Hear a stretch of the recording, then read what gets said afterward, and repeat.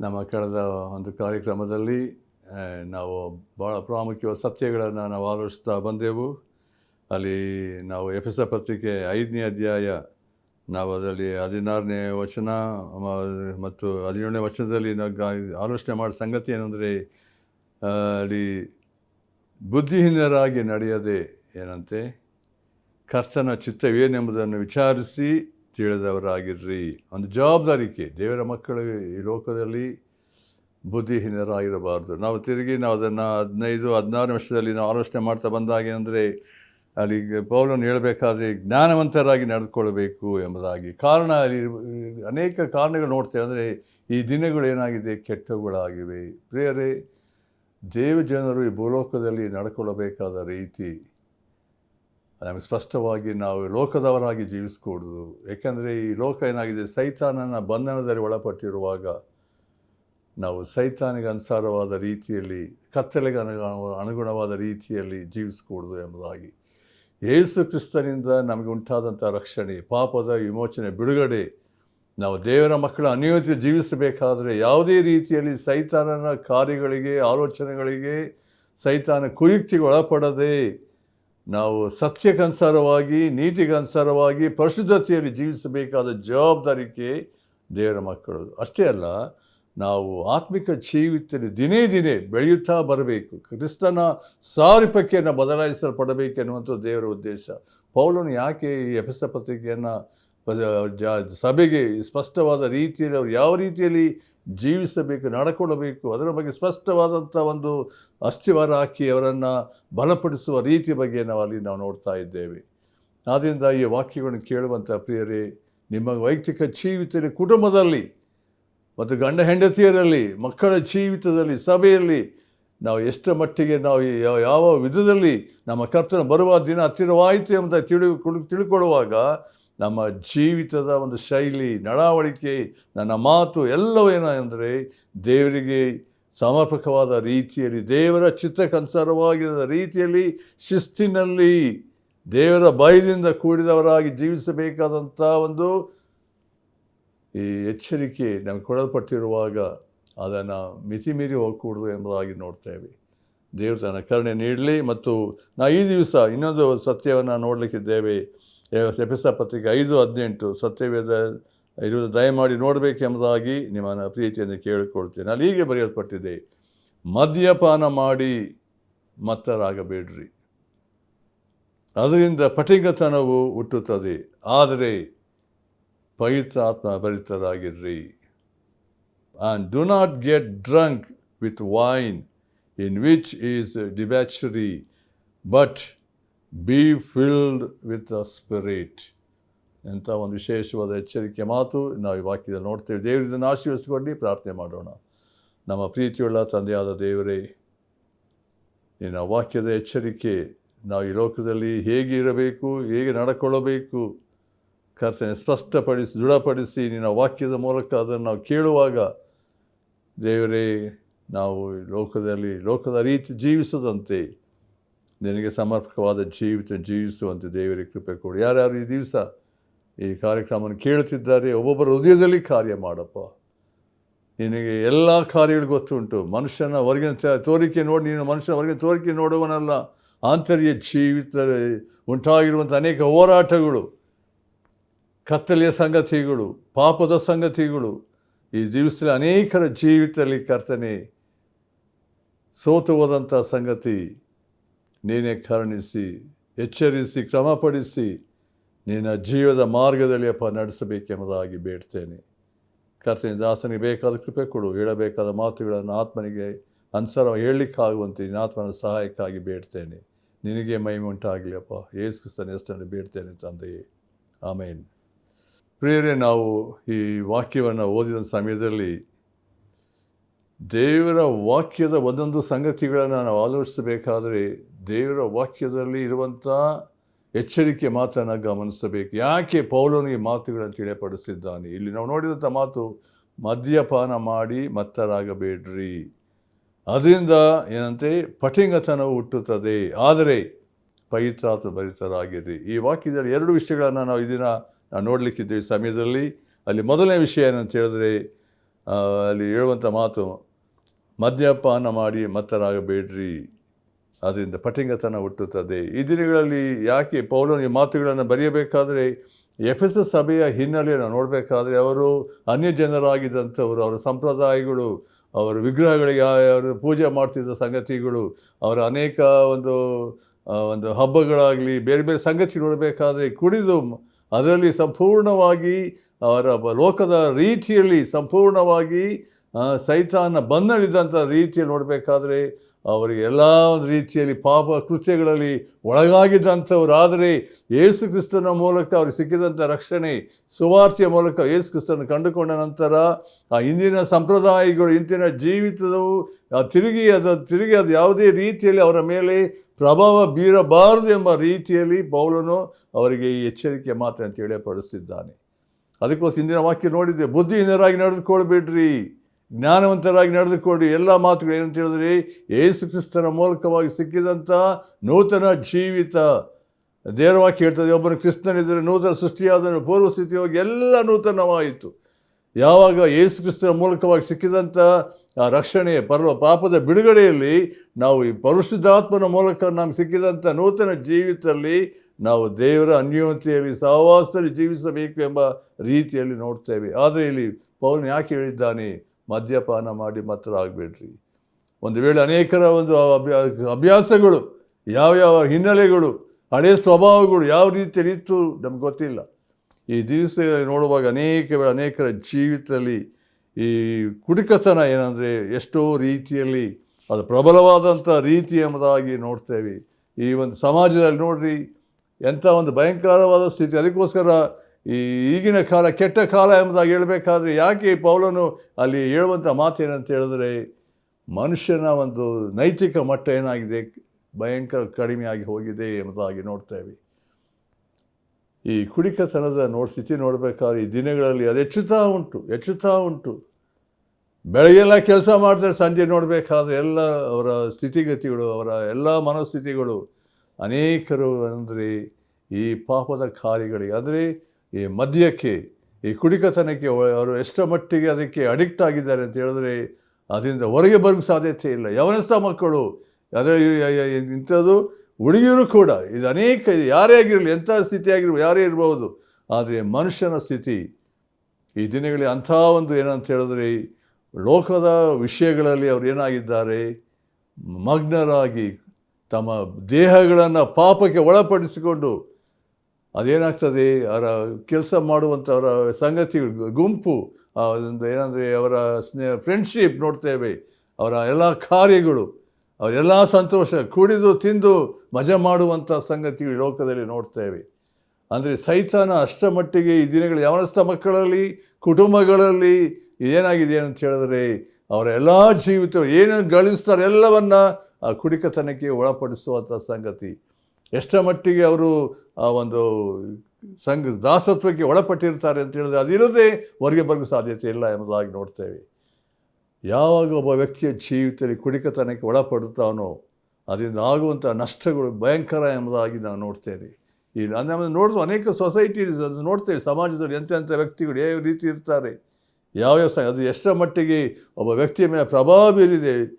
ಅನೇಕರು ತಮ್ಮ ಜೀವಿತಗಳನ್ನೇ ನಾಶನಕ್ಕೆ ಒಳಪಡಿಸ್ಕೊಂಡಿದ್ದಾರೆ. ಈ ಕುಡಿಕತನದಿಂದ ಏನಾಗಿದೆ ಅಂತ ಹೇಳಿದ್ರೆ ಅವರ ದೇಹದ ಆರೋಗ್ಯ ಕೆಡಿಸ್ಕೊಂಡಿದ್ದಾರೆ ಎಂಬುದಾಗಿ ನೋಡ್ತೇವೆ.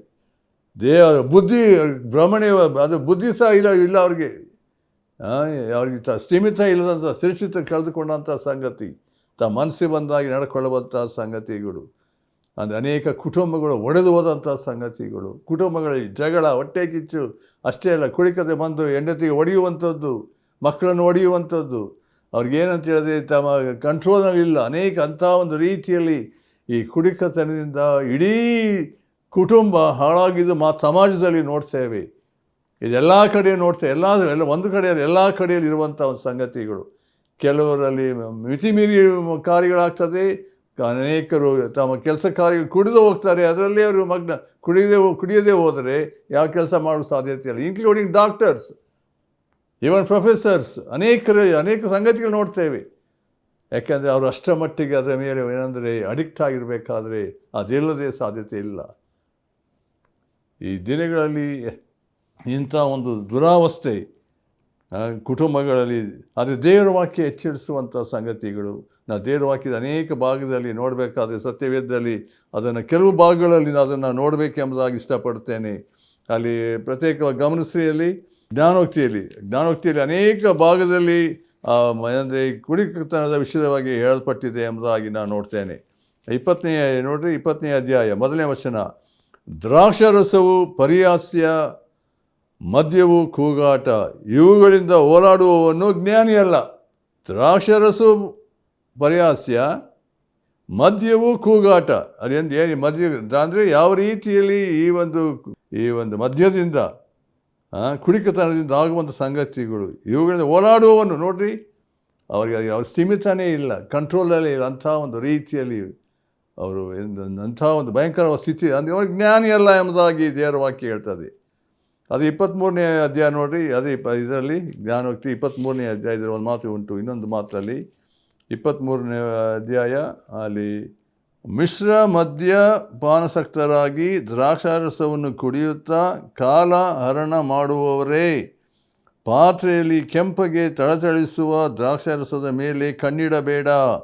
ಅದು ಗಂಟಲಿನೊಳಗೆ ಮೆಲ್ಲಗೆ ಹಿಡಿದು ಹೋಗಿ ಆಮೇಲೆ ಹಾವಿನಂತೆ ಕಚ್ಚುತ್ತದೆ, ಹೌದು ನಾಗದ ಹಾಗೆ ಕಡಿಯುತ್ತದೆ.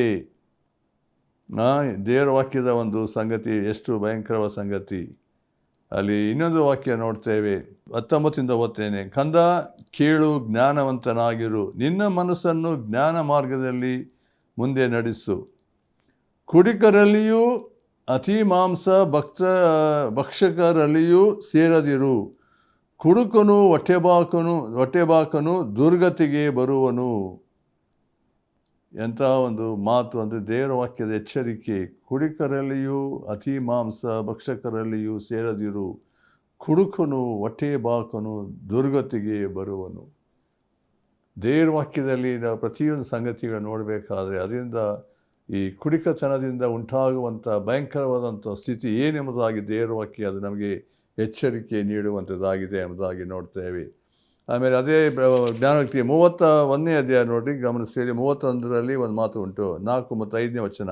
ಲಮುವೇಲನೆ, ಅದು ರಾಜರಿಗೆ ಯೋಗ್ಯವಲ್ಲ, ಮದ್ಯವೆಲ್ಲಿ ಎನ್ನುವುದು ಪ್ರಭುಗಳಿಗೆ ವಿಹಿತವಲ್ಲ. ಕುಡಿದರೆ ಅವರು ಧರ್ಮ ನಿಯಮಗಳನ್ನು ಮರೆತು ಬಿಟ್ಟು ಬಾಧೆ ಪಡುವವರೆಲ್ಲರ ನ್ಯಾಯವನ್ನು ವ್ಯತ್ಯಾಸ ಮಾಡುವರು. ಇಲ್ಲಿ ದೇವರ ವಾಕ್ಯದ ಅನೇಕ ಸಂಗತಿ ಎಚ್ಚರಿಕೆಯನ್ನು ನಾವು ನೋಡ್ತಾ ಇದ್ದೇವೆ. ಆದ್ದರಿಂದ ಇಲ್ಲಿ ಎಚ್ಚರಿಕೆ ಮಾತು ಏನಂತ ಹೇಳಿದ್ರೆ, ದ್ರಾಕ್ಷಾರಸವನ್ನು ಕುಡಿಯುವುದು ರಾಜರಿಗೆ ಯೋಗ್ಯ. ಅಂದರೆ ಆಡಳಿತವನ್ನು ನಡೆಸುವಂಥ ಅಧಿಕಾರಿಗಳು, ರಾಜನು ಈ ಮದ್ಯದಿಂದ ಅವನಿಗೆ ಯಾವುದೇ ತೀರ್ಪನ್ನು ಕೊಡುವ ಸಾಧ್ಯತೆ ಇಲ್ಲ ಎಂಬುದಾಗಿ ನೋಡ್ತೇವೆ. ನೋಡ್ರಿ, ಈ ದಿನಗಳಲ್ಲಿ ಲೋಕದ ಸ್ಥಿತಿ, ಅಧಿಕಾರಿಗಳು ಎಲ್ಲ ಈ ದಿನಗಳ ಎಲ್ಲ ಕಡೆಗಳಲ್ಲಿ ಏನಾಗಿದೆ, ಅವರ ಪಾರ್ಟಿಗಳು, ಅವರ ಸಂಗತಿಗಳು ಎಲ್ಲ ಅದಕ್ಕೆ ಗುಲಾಮರಾಗಿದ್ದಾರೆ. ಮದ್ಯಕ್ಕೆ ಗುಲಾಮರಾಗಿರುವಂಥ ಒಂದು ಸಂಗತಿ ಅವರ ಜೀವಿತದಲ್ಲಿ ಏನಂತ ಹೇಳಿದ್ರೆ ಭಯಂಕರವಾದಂಥ ಸ್ಥಿತಿ ಸನ್ನಿವೇಶ. ಅವ್ರಿಗೆ ಕಂಟ್ರೋಲ್ ಇರುವುದಿಲ್ಲ ಎಂಬುದಾಗಿ ನೋಡ್ತೇವೆ. ದೇವರ ವಾಕ್ಯದ ಎಚ್ಚರಿಕೆ ನಾವು ಗಮನಿಸಬೇಕಾದ್ರೆ ಎಷ್ಟೋ ಎಚ್ಚರಿಕೆ ಆಗಿರಬೇಕು. ಯೆಶಾಯ ಗ್ರಂಥದಲ್ಲಿ ಒಂದು ಮಾತು ಉಂಟು, 5ನೇ ಅಧ್ಯಾಯದಲ್ಲಿ 11ನೇ ವಚನ. ಅಲ್ಲಿ ಹೀಗೆ ಉಂಟು, ಏನಂತ ಹೇಳಿದ್ರೆ, ಅಯ್ಯೋ, ಮದ್ಯದ ಗಿಳಿನಿಂದಲೇ ಮುಂಜಾನೆ ಎದ್ದು ಸಂಜೆಯಾದ ಮೇಲೆಯೂ ದ್ರಾಕ್ಷಾರಸದಿಂದ ಅಮಲೇರಿದವರಾಗಿ ಕಾಲ ಕಳೆಯುವವರ ಪಾಡು ಏನು ಹೇಳಲಿ. ಅಲ್ಲಿ ದೇವರ ವಾಕ್ಯದ ಎಚ್ಚರಿಕೆ ನಾವು ನೋಡ್ತಾ ಇದ್ದೇವೆ. ಅಯ್ಯೋ, ಮದ್ಯದ ಗಿಳಿನಿಂದಲೇ ಮುಂಜಾನೆ ಎದ್ದು ಸಂಜೆಯಾದ ಮೇಲೆಯೂ ದ್ರಾಕ್ಷಾರಸದಿಂದ ಅಮಲೇರಿದವರಾಗಿ ಕಾಲ ಕಳೆಯುವವರ ಪಾಡು ಏನು ಹೇಳಲಿ. ಅಲ್ಲಿ ದೇವರ ವಾಕ್ಯದ ನೋಡುವಾಗ, ಅದಕ್ಕೋಸ್ಕರ ಮುಂದೆ 13ನೇ ವರ್ಷ ನೋಡುವಾಗ, ನನ್ನ ಜನರು ಜ್ಞಾನಹೀನರಾಗಿ ಸೆರೆಗೆ ಹೋಗುವುದು ಖಂಡಿತ ಎಂಬುದಾಗಿ ಹೇಳಲ್ಪಟ್ಟಿದೆ. ಅಂದರೆ ದೇವರ ವಾಕ್ಯದ ಎಚ್ಚರಿಕೆಯನ್ನು ಯಾವಾಗ ನಾವು ಅದನ್ನು ತೆಗೆದುಕೊಳ್ಳುವುದಿಲ್ಲವೋ ಅದಾಗುವಂಥ ಅನೇಕ ಅನಾಹುತಗಳು ಏನೆಂಬುದನ್ನು ದೇವರ ವಾಕ್ಯ ನಮಗೆ ಸ್ಪಷ್ಟವಾಗಿ ತಿಳಿಯಪಡಿಸ್ತದೆ. ಅದಕ್ಕೆ ಒಬ್ಬರು ಹೇಳಿದ್ದಾರೆ, ಹ್ಯಾಬಿಟ್ ಲೀಡ್ಸ್ ಟು ಅಡಿಕ್ಷನ್ ಎಂಬುದಾಗಿ. ದುರಭ್ಯಾಸಗಳು ಅದೇನಾಗ್ತದೆ, ಅದಕ್ಕೆ ಅಡಿಕ್ಟ್ ಆಗಿಬಿಟ್ಟಿರ್ತೇವೆ. ಮೊದಲನೇದಾಗಿ ಸ್ವಲ್ಪ ಎಂಬುದಾಗಿ ಹೇಳ್ತೇವೆ, ನಾವು ಕುಡಿಯುವುದಿಲ್ಲ ಎಂಬುದಾಗಿ. ಆದರೆ ಪಾರ್ಟಿಗಳಲ್ಲಿ ಸಹವಾಸ ಅಂದರೆ ಸ್ನೇಹಿತರ ಸಹವಾಸದಿಂದ ಅನೇಕರು ಕೆಟ್ಟು ಹೋಗುವಂಥದ್ದು. ಒಂದು ಸಾರಿ, 2 ಸಾರಿ, 3 ಸಾರಿ ಹಾಗೆ ಕ್ರಮೇಣ ಬರುತ್ತಾ ಒಬ್ಬ ವ್ಯಕ್ತಿ ಅದಕ್ಕೆ ಮುಳುಗಿ ಹೋಗುವುದಾದರೆ ಅದರಿಂದ ಹೊರಗೆ ಬರುವಂಥದ್ದು ಬಹಳ ಕಷ್ಟವಾದ ಸಂಗತಿ ಎಂಬುದಾಗಿ ನೋಡ್ತೇವೆ. ನಾವು ದಾನಿಯೇಲನ ವಿಷಯವಾಗಿ ನೋಡುವಾಗ ದೇವರ ವಾಕ್ಯದಲ್ಲಿ ಒಂದು ಮಾತು ಬರೆಯಲ್ಪಟ್ಟಿದೆ. ದಾನಿಯೇಲನು ಅವನಿದ್ದಂಥ ತೀರ್ಮಾನ, ಇದು ದೇವರ ವಾಕ್ಯದಲ್ಲಿ ನಮಗೆ ಕೊಡಲ್ಪಟ್ಟಿರುವಂಥ ಎಚ್ಚರಿಕೆ, ದಾನಿಯೇಲನ ಜೀವಿತ ಒಂದು ನಮಗೆ ಮಾದರಿಯಾಗಿರುವಂಥ ಒಂದು ಸಂಗತಿ. ಆ ವಾಕ್ಯಗಳನ್ನು ಓದಬೇಕಾದ್ರೆ ಮೊದಲನೇ ಇದರಲ್ಲಿ ನಾವು ಪ್ರತ್ಯೇಕ ದಾನಿಯೇಲನ ವಿಷಯವಾಗಿ ನಾವು ಅದು ನೋಡಬೇಕಾದ್ರೆ ಅವನು ಎಂಥ ವ್ಯಕ್ತಿಯಾಗಿದ್ದನು ಎಂಬುದಾಗಿ ಅಲ್ಲಿ ಹೇಳಲ್ಪಟ್ಟಿದೆ. ನೋಡಿರಿ, ದಾನಿಯೇಲ ಮೊದಲನೇ ಅಧ್ಯಾಯ 8ನೇ ವಚನ. ದಾನಿಯೇಲನು ತಾನು ರಾಜನ ಭೋಜನ ಪದಾರ್ಥಗಳನ್ನು ತಿಂದು ರಾಜನು ಕುಡಿಯುವ ದ್ರಾಕ್ಷಾರಸವನ್ನು ಕುಡಿದು ತನ್ನನ್ನು ಅಶುದ್ಧ ಮಾಡಿಕೊಳ್ಳಬಾರದೆಂದು ನಿಶ್ಚಯಿಸಿ ಕಂಚಿಕೆಯರ ಅಧ್ಯಕ್ಷನಿಗೆ ನಾನು ಅಶುದ್ಧನಾಗಲಾರೆ, ಕ್ಷಮಿಸು ಎಂದು ವಿಜ್ಞಾಪಿಸಿದಾಗ ದೇವರು ಏನಂತೆ ಕಂಚಿಕೆಯರ ಅಧ್ಯಕ್ಷನ ಮನಸ್ಸಿನಲ್ಲಿ ದಾನಿಯೇಲನ ಮೇಲೆ ಕನಿಕರವನ್ನು, ದಯೆಯನ್ನು ಹುಟ್ಟಿಸಿದನು. ಎಂಥ ಒಂದು ಡಿಟರ್ಮಿನೇಷನ್, ಎಂಥ ಒಂದು ಅವನು ಹೇಳಿದಂಥ ತೀರ್ಮಾನ, ನಾನು ಅಶುದ್ಧನಾಗಲಾರೆ. ರಾಜನು ತಿನ್ನುವಂಥ ಭೋಜನ ಪದಾರ್ಥಗಳು ಕುಡಿಕತ ಅಂದರೆ ದ್ರಾಕ್ಷಾರಸ ಕುಡಿದು ನನ್ನನ್ನು ಅಶುದ್ಧ ಮಾಡಿಕೊಳ್ಳಲಾರೆ. ಎಂಥ ಒಂದು ಪ್ರತ್ಯೇಕವಾದ ಪರಿಶುದ್ಧತೆಯ ಜೀವಿತ, ದೇವರಿಗೆ ಭಯಪಡುವಂಥ ಸಮರ್ಪಣೆಯ ಜೀವಿತ ಯಾರ್ದು? ದಾನಿಯೇಲದಾಗಿತ್ತು ಎಂಬುದಾಗಿ ನಾವು ಪ್ರತ್ಯೇಕವಾಗಿ ಅದರಲ್ಲಿ ನಾವು ನೋಡ್ತೇವೆ. ಈ ಅನೇಕ ವಾಕ್ಯದ ಭಾಗದಲ್ಲಿ ನಾವು ನೋಡಬೇಕಾದ್ರೆ ದೇವರ ವಾಕ್ಯದ ಅನೇಕ ಸಂಗತಿಯನ್ನು ನಂಬರ್ಸ್ ನೋಡುವಾಗ ಅಲ್ಲಿ ದೇವರ ಒಡಂಬಡಿಕೆ ಸಂಗತಿ ನಾಜಿರ ವೃತ ಎಂಬುದಾಗಿ ನಾವು ನೋಡ್ತೇವೆ. ಅಲ್ಲಿ ದೇವರು ಮೋಶೆಗೆ ಅದನ್ನು ಹೇಳಬೇಕಾದ್ರೆ ಅಲ್ಲಿ ಅರಣ್ಯಕಾಂಡದಲ್ಲಿ ಒಂದು ಮಾತು ಬರೆಯಲ್ಪಟ್ಟಿದೆ 6ನೇ ಅಧ್ಯಾಯದಲ್ಲಿ. ಏನಂತ ಹೇಳಿದ್ರೆ ನೋಡಿರಿ, ಗಮನಿಸಿ, ಅಲ್ಲಿ 6ನೇ ಅಧ್ಯಾಯ 3ನೇ ವಚನ ಅದು ನೋಡುವಾಗ ನಮ್ಗೆ ಗೊತ್ತಾಗ್ತದೆ. ಯಾವ ಪುರುಷನಾಗಲಿ ಸ್ತ್ರೀಯಾಗಲಿ ನಾಜಿರನ ಅರಿಕೆಯನ್ನು, ಅಂದರೆ ಯೆಹೋವನಿಗೆ ತನ್ನನ್ನು ಪ್ರತಿಷ್ಠಿಸಿಕೊಳ್ಳುವ ವಿಷಯವಾದ ಅರಿಕೆಯನ್ನು ಮಾಡಿದಾಗ, ಗಮನಿಸ್ರಿ, ದ್ರಾಕ್ಷಾರಸವನ್ನು ಮದ್ಯವನ್ನು ಮುಟ್ಟಬಾರದು. ದ್ರಾಕ್ಷಾರಸದ ಹುಳಿಯನ್ನಾಗಲಿ ಬೇರೆ ಮದ್ಯದ ಹುಳಿಯನ್ನಾಗಲಿ ಕುಡಿಯಬಾರದು. ದ್ರಾಕ್ಷಿ ಹಣ್ಣಿನಿಂದ ಮಾಡಿದ ಯಾವ ಪಾನವನ್ನು ಕುಡಿಯಬಾರದು ಎಂಬುದಾಗಿ ನಾವು ನೋಡ್ತೇವೆ. ಇಲ್ಲಿ ಇರುವಂಥ ಸಂಗತಿ, ದೇವರಿಗೆ ಮೀಸಲಾಗಿ ನಾನು ಪ್ರತಿಷ್ಠೆ ಮಾಡಿಕೊಂಡಿದ್ದೇನೆ ಎಂಬುದಾಗಿ ಹೇಳಬೇಕಾದ್ರೆ ಅವನು ಅನುಸರಿಸಬೇಕಾದಂಥ ಒಂದು ಪ್ರತ್ಯೇಕವಾದಂಥ ಸಂಗತಿ ನಾವು ನೋಡ್ತೇವೆ. ಮತ್ತು ಇದರಲ್ಲಿ ನಾವು ಯಾಜಕಕಾಂಡದಲ್ಲಿ ಒಂದು ಮಾತು ನೋಡ್ತೇವೆ 10ನೇ ಅಧ್ಯಾಯದಲ್ಲಿ. ಅಲ್ಲಿ ದೇವರು ಪ್ರತ್ಯೇಕವಾಗಿ ಆರೋನನ ಸಂತಾನದಲ್ಲಿ ಹೇಳಬೇಕಾದ್ರೆ 10ನೇ ಅಧ್ಯಾಯ 9ನೇ ವಚನದಲ್ಲಿ ಹೀಗೆ ಉಂಟು. ಯೆಹೋವನು ಆರೋನಿಗೆ, ನೀನು ನಿನ್ನ ಮಕ್ಕಳು ದ್ರಾಕ್ಷಾರಸವನ್ನಾಗಲಿ ಮದ್ಯವನ್ನಾಗಲಿ ಕುಡಿದು ಏನಂತೆ ದೇವದರ್ಶನದ ಗುಡಾರದೊಳಗೆ ಬರಬಾರದು. ಹಾಗೆ ಬಂದರೆ ಸತ್ತೀರಿ. ಇದು ನಿನಗೂ ನಿನ್ನ ಸಂತತಿಯವರೆಲ್ಲರಿಗೂ ಶಾಶ್ವತ ವಿಧಿ ಎಂದು ದೇವರ ವಾಕ್ಯದ ಒಂದು ಎಚ್ಚರಿಕೆಯ ಮಾತು ನೋಡ್ರಿ. ಒಬ್ಬ ಯಾಜಕನು ದೇವರ ಸನ್ನಿಧಾನದಲ್ಲಿ ಆತ ಮಾಡಬೇಕಾದ ದೇವದರ್ಶನದ ಗುಡಾರದೊಳಗೆ ಸೇವೆ ಮಾಡಬೇಕಾದ್ರೆ ಅವನು ಎಂಥ ಒಂದು ರೀತಿಯಲ್ಲಿ ಜೀವಿಸಬೇಕು, ನಡ್ಕೊಳ್ಳಬೇಕು.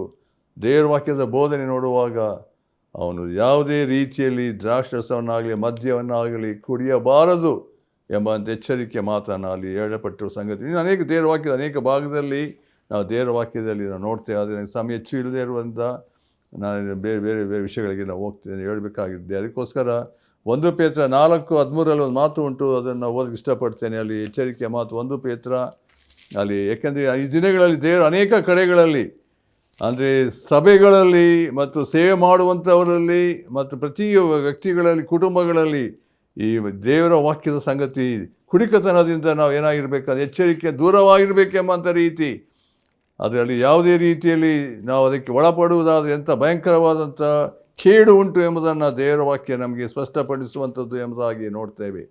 ಗಮನಿಸಿ 1 ಪೇತ್ರ 4:3, ನೀವು ಬಂಡುತನ, ದುರಾಶೆ, ಕುಡಿಕತನ, ದುಂದೌತನ, ಮದ್ಯಪಾನ, ಗೋಷ್ಠಿ, ಅಸಹ್ಯವಾದ ವಿಗ್ರಹಾರಾಧನೆ ಈ ಮೊದಲಾದವುಗಳನ್ನು ನಡೆಸುವುದರಲ್ಲಿಯೂ ಅನ್ಯ ಜನರಿಗೆ ಇಷ್ಟವಾದ ದುಷ್ಕೃತ್ಯಗಳನ್ನು ಮಾಡುವುದರಲ್ಲಿಯೂ ಕಳೆದು ಹೋದ ಕಾಲವೇ ಸಾಕು. ನೋಡ್ರಿ, ಇದೆಲ್ಲ ಸಂಗತಿಗಳು ಹಿಂದಿನ ಜೀವಿತ ಇಷ್ಟೆಲ್ಲ ಮಾಡ್ತಾ ಸಾಕದು. ಅದು ಈಗ ನಿಮ್ಮನ್ನು ಪ್ರತಿಷ್ಠಿಸಿಕೊಂಡು ದೇವರ ಭಯದಿಂದ ಕೂಡಿದವರಾಗಿ ಜೀವಿಸಬೇಕು. ಅಂದರೆ ದೇವರ 5ನೇ ವಚನ, ಅವರು ಬದುಕುವವರಿಗೂ ಸತ್ತವರಿಗೂ ನ್ಯಾಯ ತೀರಿಸುವುದಕ್ಕೆ ಸಿದ್ಧವಾಗಿರುವ ಆತನಿಗೆ ಉತ್ತರ ಕೊಡಬೇಕು ಎಂಬ ರೀತಿಯಲ್ಲಿ ಮುಂದೆ ನಾವು ನೋಡ್ತೇವೆ.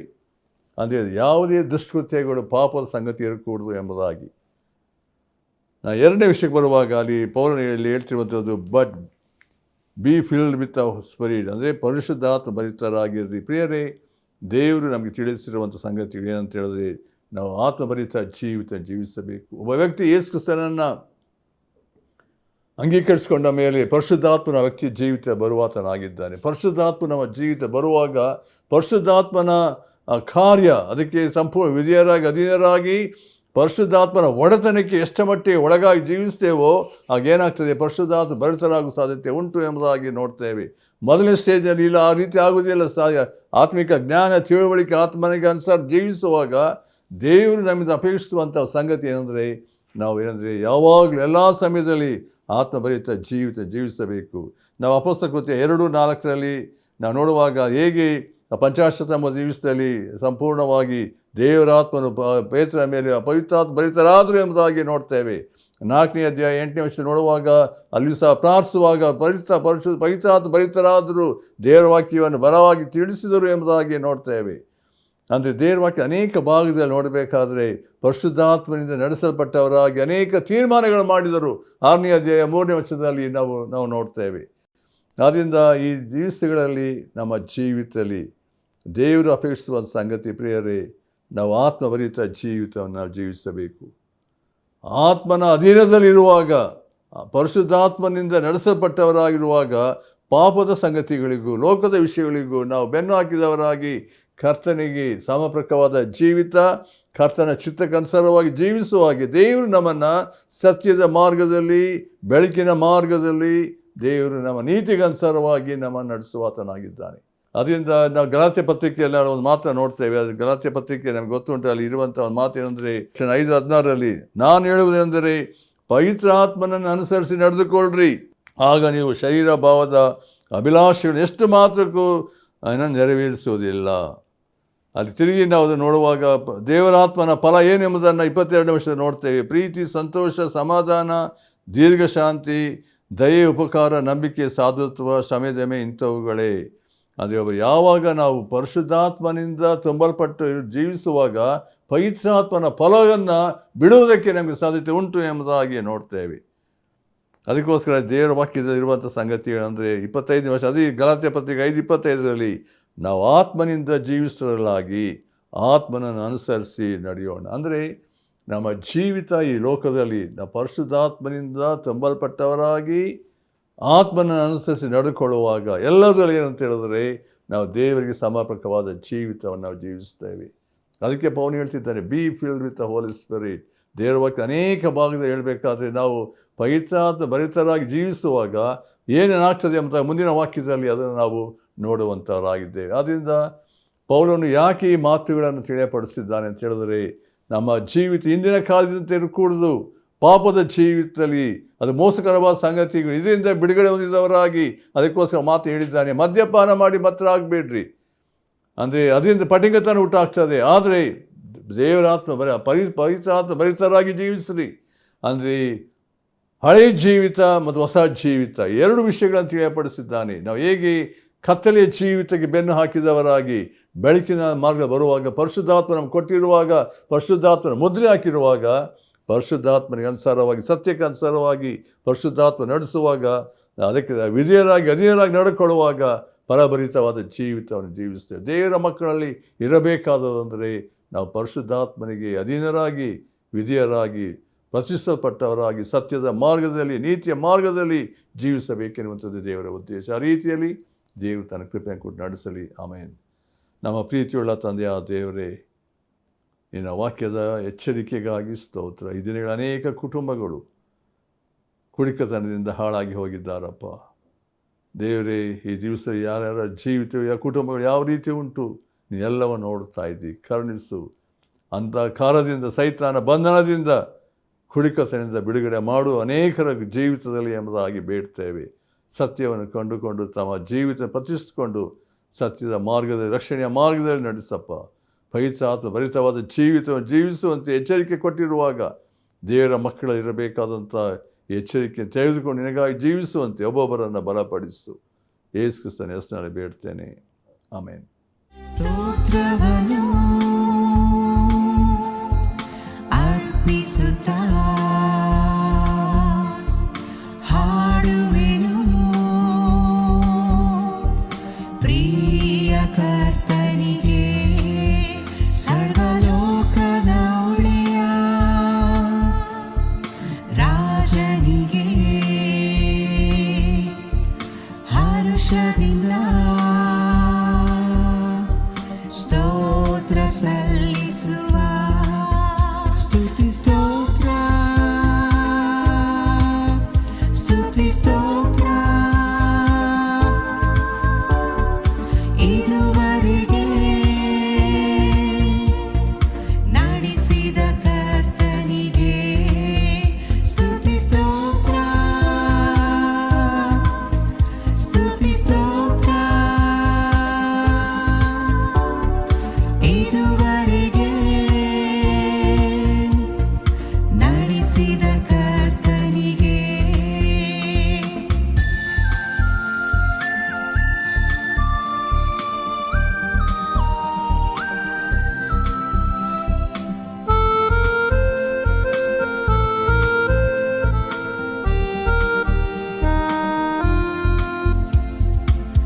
ಈ ನನ್ನ ಹೃದಯದಿಂದ ಸ್ತೋತ್ರ ಕೊಂಡಾಟವೇ, ಈ ನನ್ನ ಹೃದಯದಿಂದ ಸ್ತೋತ್ರ ವಿಜ್ಞಾಪನೆ, ಈ ನನ್ನ ಹೃದಯದಿಂದ ಸ್ತೋತ್ರ ಕೊಂಡಾಟವೇ,